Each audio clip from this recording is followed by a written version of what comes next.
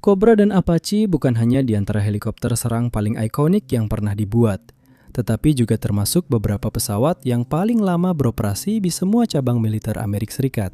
Meskipun mereka diperkenalkan selama Perang Dingin, kedua platform ini masih digunakan hingga sekarang. Bahkan, Apache saat ini sedang bertempur secara aktif saat kami merekam video ini. Tapi, kenapa bisa begitu?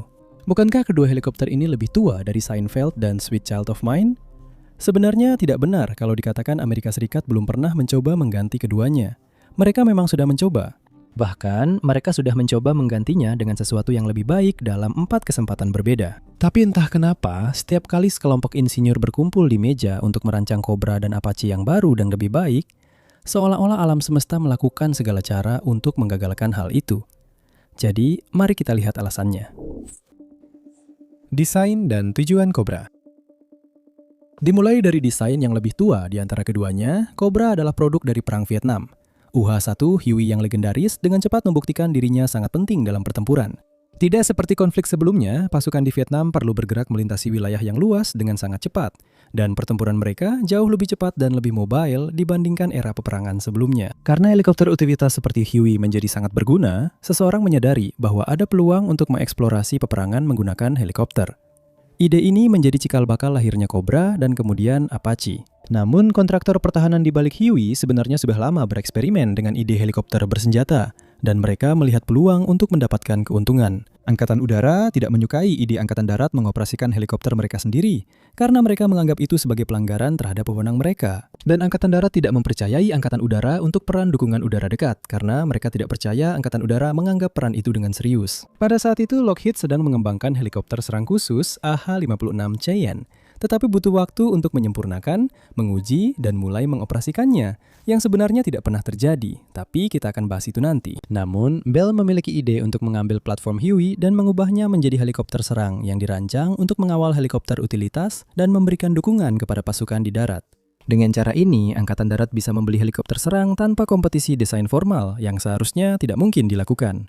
Dan Bell bisa merancang helikopter serang baru mereka dengan cepat karena platform Huey sudah tersedia. Oleh karena itu, Cobra bisa dibilang merupakan helikopter serang improvisasi tanpa program khusus di belakangnya, yang kebetulan sangat efektif dan kemudian berkembang menjadi platformnya sendiri. Karena itu, Cobra pertama sebenarnya disebut Huey Cobra, satu kata. Tapi Cobra terdengar lebih keren dan mengingatkanmu pada ular mematikan, bukan ular mematikan yang menerbangkan helikopter.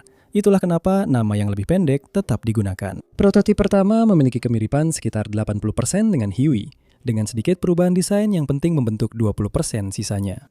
Hal ini sangat penting karena berarti Cobra bisa diperbaiki menggunakan suku cadang Huey di lapangan dan sebaliknya.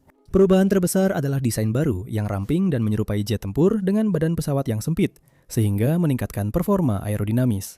Cobra sedikit lebih pendek dan jauh lebih ramping dibandingkan Huey, dan juga diperkenalkan dengan roda pendarat yang dapat ditarik yang merupakan peningkatan besar. Panjangnya 53 kaki atau 16 meter, lebarnya 10 kaki 4 inci atau 13,15 meter, dan tingginya 13 kaki 6 inci atau 4,1 meter. Dan penting untuk dicatat bahwa lebar Cobra memiliki catatan khusus, karena sekitar 20% dari lebarnya berasal dari sayap kecil di kedua sisi badan pesawat, yang merupakan tempat persenjataan dipasang. Bandingkan itu secara berdampingan dengan Huey, dan Anda akan melihat bahwa helikopter yang lebih tua itu sekitar 4 kaki lebih panjang, setidaknya 1 kaki lebih tinggi, dan beberapa kaki lebih lebar, yang sesuai dengan perannya sebagai helikopter utilitas. Namun, mesin, transmisi, dan sistem rotor yang digunakan adalah sama seperti yang digunakan pada Huey. Tetapi, berkat desain ulang badan pesawat, perbedaan performa terbangnya sangat mudah dikenali. Karena ukurannya, Cobra tidak hanya sangat mudah bermanuver, tetapi juga sangat sulit dijatuhkan di Vietnam. Helikopter ini juga jauh lebih cepat dibandingkan Huey. Cobra dapat melaju dengan kecepatan maksimum yang nyaman, yaitu 171 mil atau 276 km per jam. Sedangkan Huey tidak bisa melebihi 127 mil atau 204 km per jam. Cobra juga memiliki jangkauan yang lebih baik, yaitu 360 mil atau 570 km dibandingkan dengan Huey yang hanya 318 mil atau 511 km. Hal ini memungkinkan Cobra untuk mencapai targetnya dalam setengah waktu yang dibutuhkan Huey dan bertahan di sana 3 kali lebih lama, sambil membawa amunisi 2 kali lebih banyak. Dalam praktiknya, ini berarti Cobra bisa membombardir suatu area dengan tembakan senapan mesin, mengamankan area itu bagi Huey yang kemudian akan menurunkan pasukan darat dan mendukung pasukan tersebut sebelum kembali ke pangkalan. Cobra hanya membutuhkan 2 awak, keduanya pilot. Satu orang memimpin penerbangan dan mengendalikan sistem senjata di pesawat, sementara yang lainnya menerbangkan helikopter. Kedua pilot tersebut dilindungi oleh kokpit berlapis baja. Dalam hal persenjataan, Hui biasanya hanya dipersenjatai dengan senapan mesin dan pot roket 70 mm standar yang sangat rendah dan mudah dilampaui oleh Cobra. Cobra biasanya dipersenjatai dengan pot minigun 7,62 mm yang juga dikenal sebagai senjata yang dipasang di bawah kokpit, bersama dengan roket 70 mm baik 7 atau 19 buah, tergantung pada peluncurnya. Selain itu, turret M28 memungkinkan pemasangan 2 minigun 7,62 tambahan 2 peluncur granat 40 mm atau masing-masing satu. Secara keseluruhan, hal ini membuat Cobra menjadi personifikasi mekanis dari hewan yang menjadi asal namanya.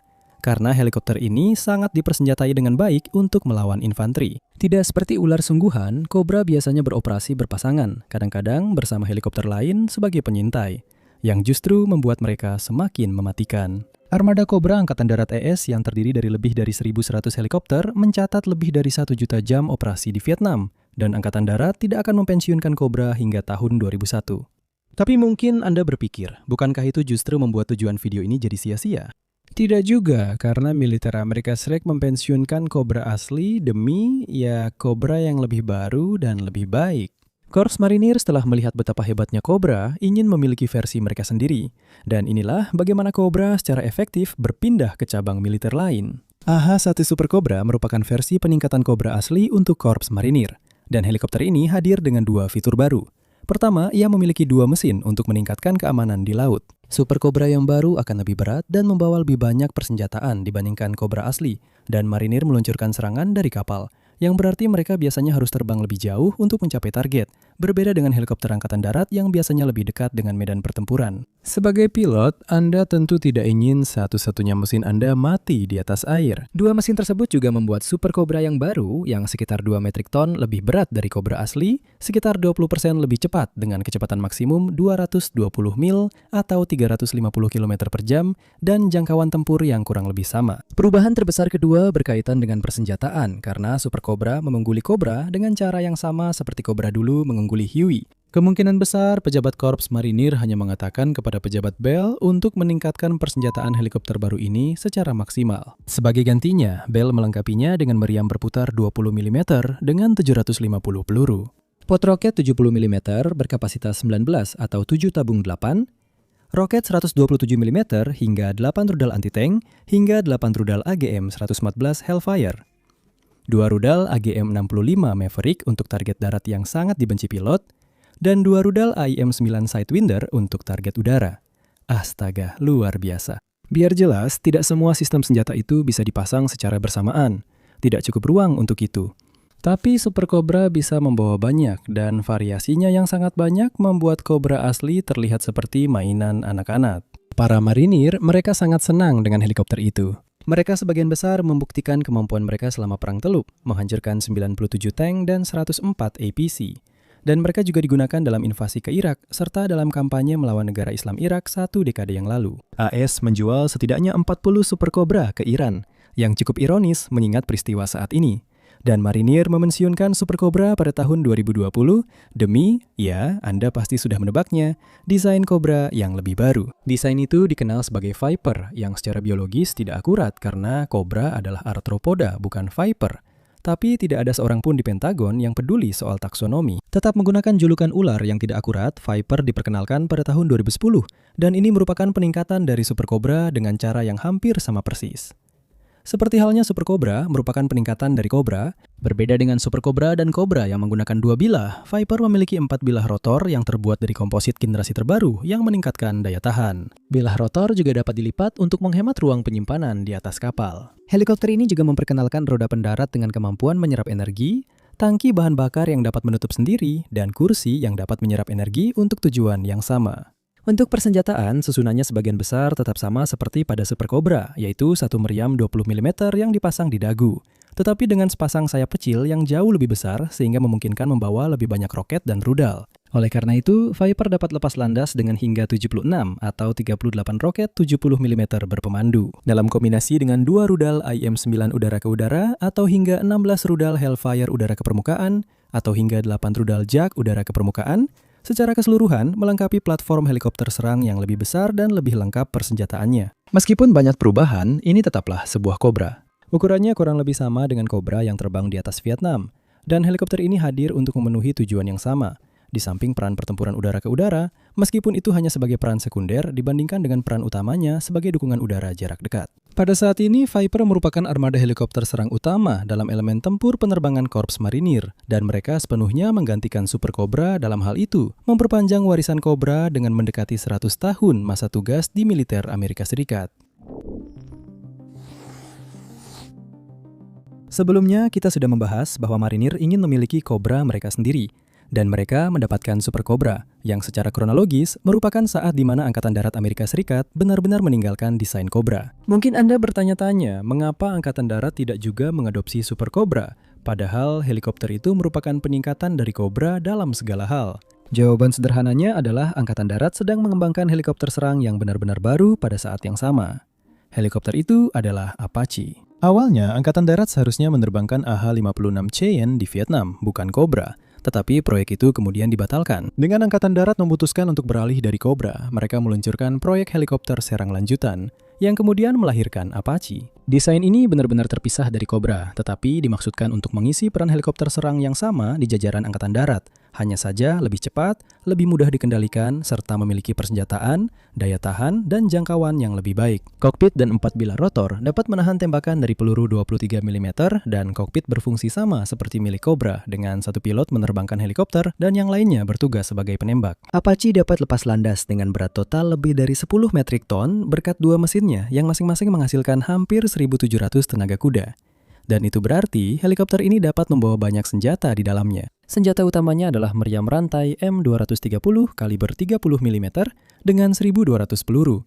Tetapi peningkatan terbesar dibandingkan Cobra, mirip dengan Super Cobra, adalah jumlah roket dan rudal yang dapat dibawanya. Sayap pendeknya dilengkapi dengan 4 pylon yang memungkinkan pemasangan roket 70 mm rudal udara ke permukaan, dan rudal anti-tank. Konfigurasi persenjataannya sendiri sangat mudah dimodifikasi, sama seperti pada Super Cobra, dan itu tergantung pada jenis misinya. Sebagai contoh, dalam peran anti kendaraan lapis baja atau anti-tank, Apache dapat lepas landas dengan membawa 16 rudal Hellfire.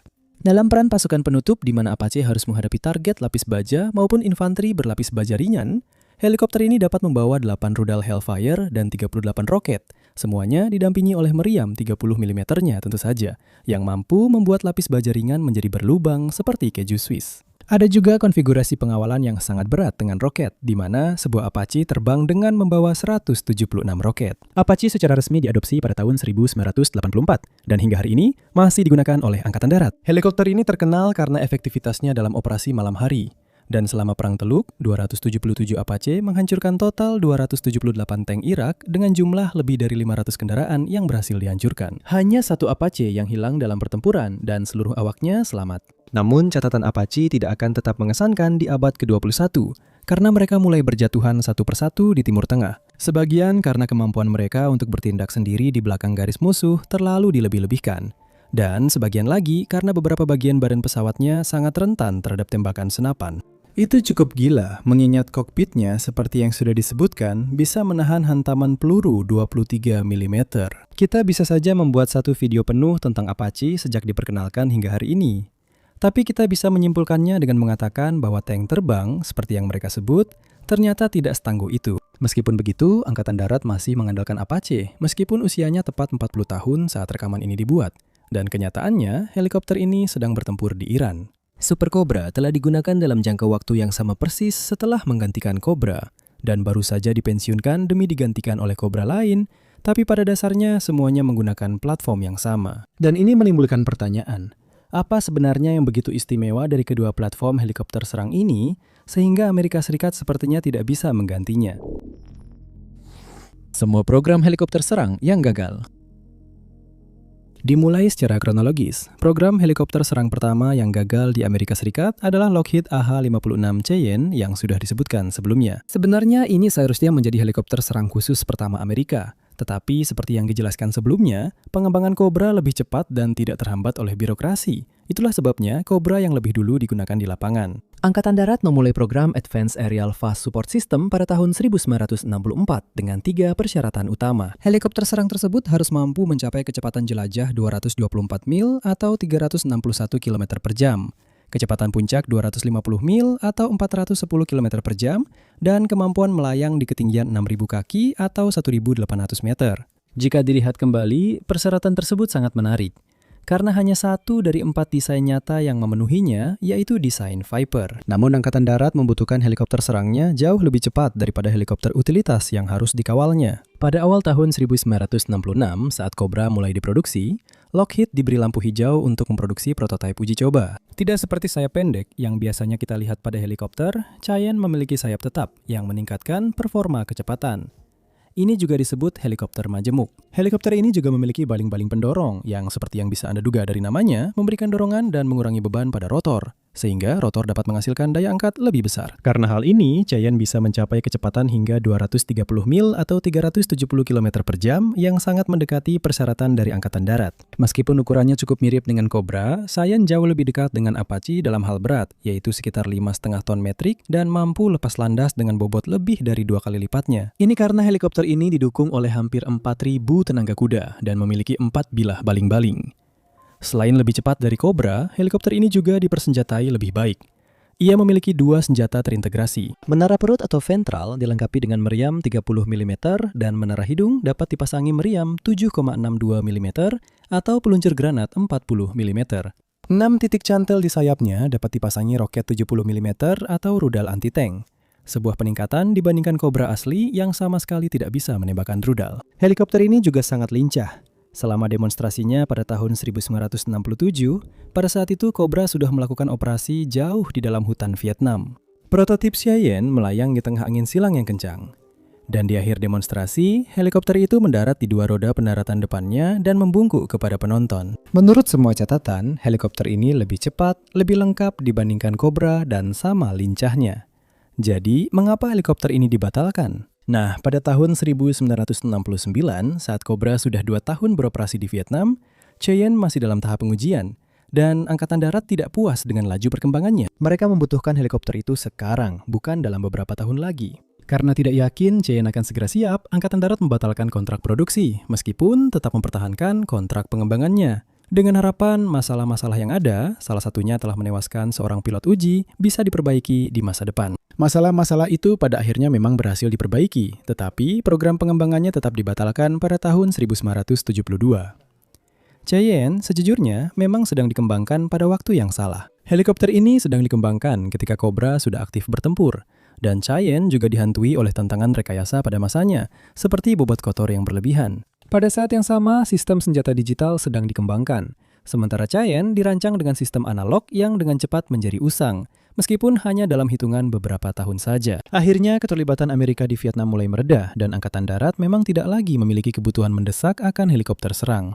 Sekarang mereka bisa membatalkan Cheyenne, memulai program baru, dan mengambil waktu untuk mengembangkan helikopter modern, yang akhirnya melahirkan Apache. Dan selanjutnya, kita punya Boeing Sikorsky RAH-66 Comanche, atau yang juga dikenal sebagai helikopter paling keren yang tidak pernah kita lihat beroperasi. Comanche adalah hasil dari program eksperimen helikopter ringan yang bertujuan untuk menggantikan helikopter Cobra dan OH-58 Kiowa.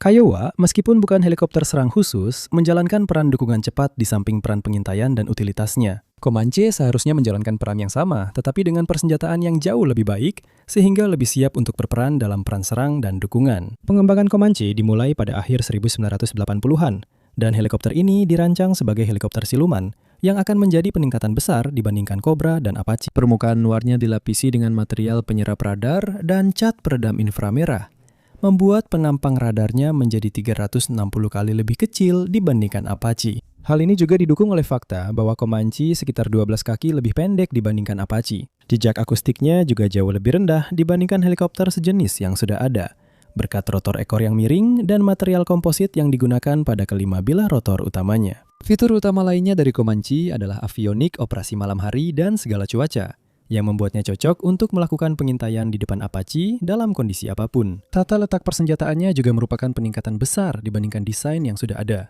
Helikopter ini dilengkapi dengan kanon putar 20 mm yang dapat ditarik masuk dan berputar ke belakang saat tidak digunakan, sehingga mengurangi penampang radar helikopter. Dengan tujuan yang sama, helikopter ini dirancang dengan penyimpanan internal untuk rudal, sementara helikopter lain mengandalkan pilon eksternal. Helikopter ini dapat membawa hingga 6 rudal udara ke darat, 12 rudal udara ke udara, atau 24 roket 70 mm.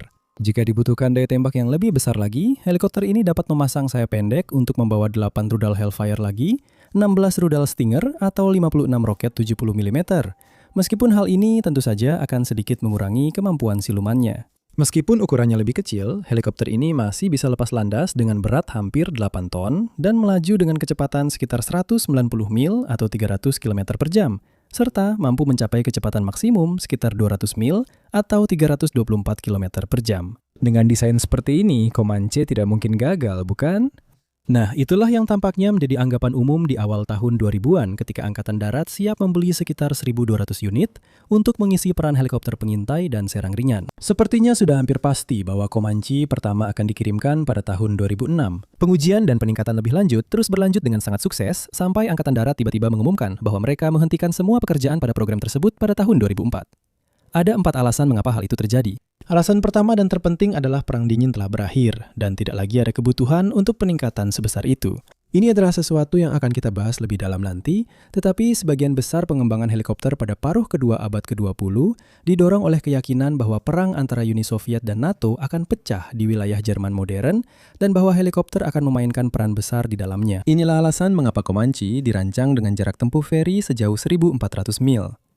Helikopter ini hampir bisa terbang melintasi Atlantik dalam 1 kali perjalanan. Investasi semacam ini tidak lagi dibenarkan pada akhir 90-an dan awal 2000-an karena menjadi jelas bahwa Rusia tidak berniat memulai perang dengan NATO, setidaknya tidak dalam waktu dekat. Kedua, sudah ada banyak Apache yang memang kurang unggul dalam hal siluman, tetapi memperkenalkan Comanche akan membutuhkan jaringan produksi dan perawatan yang benar-benar baru, yang sekali lagi tidak sebanding dengan biayanya. Ketiga, drone pada saat itu semakin baik dalam peran pengintai dan tidak butuh waktu lama sebelum mereka menjadi pengintai utama untuk semua matra. Penilaian itu tentu saja terbukti sangat tepat. Alasan terakhir Comanche dibatalkan adalah karena perubahan mendadak dalam peperangan udara dan perkembangan tiba-tiba sistem senjata anti pesawat udara. Dianggap mungkin bahwa Apache akan dipaksa pensiun demi helikopter baru yang bisa menghadapi sistem-sistem ini. Dan hal itu saja sudah akan membebani pembayar pajak Amerika Serikat beberapa miliar dolar. Angkatan Darat tidak ingin memperkenalkan helikopter baru yang bahkan lebih mahal hanya untuk harus mempensiunkan helikopter itu juga. Pada akhirnya, 3 dari 4 alasan bermuara pada biaya yang tidak semestinya. Setelah program ini direstrukturisasi pada tahun 2002, diperkirakan bahwa biaya akhir pengembangan dan produksi penuh akan mencapai hampir 27 miliar dolar. Pada saat program ini dihentikan, program tersebut telah menghabiskan hampir 8 miliar dolar termasuk biaya penghentiannya. Dan itu adalah solusi yang lebih baik dari 2 pilihan yang ada. Comanche akan menjadi helikopter yang luar biasa, tapi memang tidak ditakdirkan untuk itu. Namun, Bell ARH-70 Arapaho tidak bisa berkata demikian. Helikopter ini dirancang sebagai bagian dari program helikopter pengintai bersenjata yang dimulai segera setelah program Comanche dibatalkan. Bell memenangkan kontrak awal dengan ide untuk memodifikasi helikopter sipil Bell 407 menjadi versi militer, melengkapinya dengan mesin yang lebih baik dan persenjataan. Helikopter ini adalah yang terkecil dari semua helikopter yang disebutkan hari ini, dan secara umum memang kurang mengesankan. Dan mungkin terdengar kasar, tapi sebenarnya itu adalah pujian, mengingat helikopter ini mengalami kerusakan parah pada penerbangan perdananya. Helikopter itu kehilangan seluruh tenaga mesin, dan para pilot nyaris tidak berhasil mendaratkannya, serta secara ajaib tetap selamat tanpa cedera. Sementara prototipnya hancur total. Programnya pun segera dihentikan. Ini adalah upaya kedua yang gagal untuk menggantikan Kiowa dengan helikopter yang cocok untuk peran pengintaian dan serangan. Dan percayalah, itu bukan yang terakhir. Program pengintai udara bersenjata diluncurkan tak lama setelah itu. Entah bagaimana, program ini malah jauh lebih gagal karena bahkan tidak sampai ke tahap pemberian kontrak. Boeing AH-6 yang didasarkan pada MH-6 Little Bird legendaris dikembangkan, tetapi akhirnya ditolak karena kemampuan bertahannya yang buruk. Satu-satunya platform helikopter lain yang relevan yang berasal dari program ini adalah Sikorsky S-97 Raider. Meskipun helikopter ini juga akan ditolak, nantinya helikopter ini akan dihidupkan kembali dan diubah menjadi Sikorsky Raider X sebagai bagian dari program pesawat pengintai serang masa depan, atau yang lebih dikenal dengan FARA. FARA diluncurkan pada tahun 2018. Pada saat itu, Kiowa sudah dipensiunkan dan Angkatan Darat harus menggunakan Apache untuk mengisi peran pengintai. FARA sekali lagi ditujukan untuk helikopter pengintai sekaligus serang. Dan dua desain helikopter diberikan kontrak pengembangan awal dengan tujuan diadakan kompetisi uji terbang setelah desainnya final, sehingga mereka bisa memilih pemenangnya. Dua desain tersebut adalah Sikorsky Raider X dan Bell 360 Invictus. Raider X adalah helikopter compound dengan dua rotor utama koaksial, satu di atas yang lain dan satu baling-baling pendorong tunggal. Ini adalah helikopter yang sangat cepat, diperkirakan mampu mencapai kecepatan sekitar 290 mil atau 460 km per jam, bahkan mungkin bisa melebihi itu. Helikopter ini juga seharusnya sangat lincah, tetapi sangat sedikit yang diketahui tentang kemampuan siluman dari desainnya atau persenjataannya. Selain satu senapan mesin kaliber 50 dan pot rudal, serta roket terintegrasi yang mirip dengan Comanche. 360 Invictus yang dikembangkan oleh Bell sedikit lebih lambat dengan kecepatan sekitar 230 mil atau 370 km per jam. Desain ini kurang aerodinamis dibandingkan Raider X karena memiliki sayap pendek, sementara misil akan dipasang pada peluncur terintegrasi di samping meriam 20 mm. Kami juga memiliki sangat sedikit informasi tentang detail spesifik apapun karena desain ini bersama dengan Raider X dibatalkan pada tahun 2024. Angkatan Darat membatalkan seluruh program FARA dengan menyatakan bahwa penggunaan helikopter pengintai dan serang yang dimaksudkan semakin kehilangan nilai praktis dan justifikasi finansialnya. Karena munculnya kendaraan udara tak berawak yang murah yang dapat menjalankan peran yang sama dengan biaya pengembangan, produksi, dan perawatan yang lebih rendah. Pada saat itu, 9 miliar dolar telah dihabiskan selama 2 dekade untuk memenuhi peran pengintai dan serang di Angkatan Darat, dan memang sudah waktunya untuk menghentikannya. Saat rekaman ini dibuat, tidak ada program pengembangan helikopter serang atau helikopter pengintai dan serang yang sedang berjalan di Amerika Serikat, yang menjadikan Cobra dan Apache sebagai helikopter serang khusus pertama dan satu-satunya di Angkatan Darat dan Korps Marinir. Mengapa Amerika Serikat tidak bisa menggantikan Cobra dan Apache? Jadi, jawaban untuk pertanyaan utama hari ini sangatlah kompleks. Jadi, kita akan mulai dengan mengatakan ini. Helikopter serang yang ada di arsenal AS saat ini telah membuktikan kemampuannya. Apache memang sampai batas tertentu telah menunjukkan kerentanannya, tetapi perlu juga dicatat bahwa helikopter yang sudah berusia 40 tahun ini masih aktif bertempur saat ini, berperan dalam tugas serang maupun pengintaian. Di sisi lain, platform Cobra telah menunjukkan bahwa ia mampu berevolusi, karena Cobra yang sekarang, yaitu Viper, adalah generasi ketiga dari desain yang sama. Kedua, jika kita melihat kembali 2 dekade terakhir, kita bisa melihat munculnya helikopter serbaguna, drone, dan belakangan ini bahkan helikopter tanpa awak. U-Hawk misalnya pada dasarnya adalah Black Hawk tanpa awak dengan kemampuan otonom, dan bahkan bisa meluncurkan senjata. Kami punya video pembahasan mendalam tentang itu jika Anda tertarik.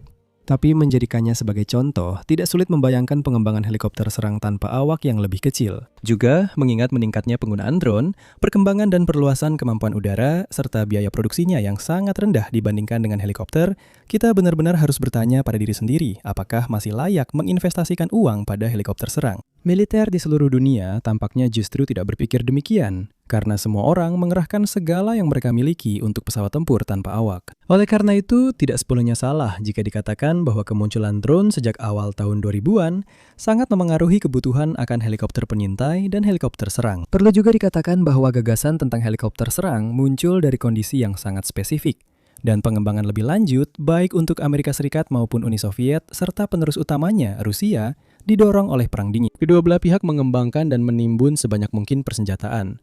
Dan karena perang tersebut tidak pernah berubah menjadi perang terbuka, potensi praktis dari senjata-senjata itu tidak pernah terwujud. Dan hal ini membawa kita pada mungkin alasan paling memberatkan terhadap pengembangan helikopter serang baru.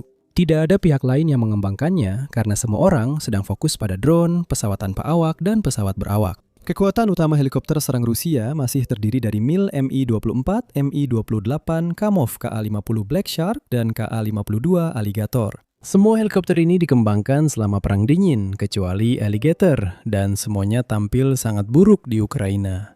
Helikopter-helikopter tersebut telah dijatuhkan oleh sistem anti-udara atau drone Ukraina lebih dari 100 kali.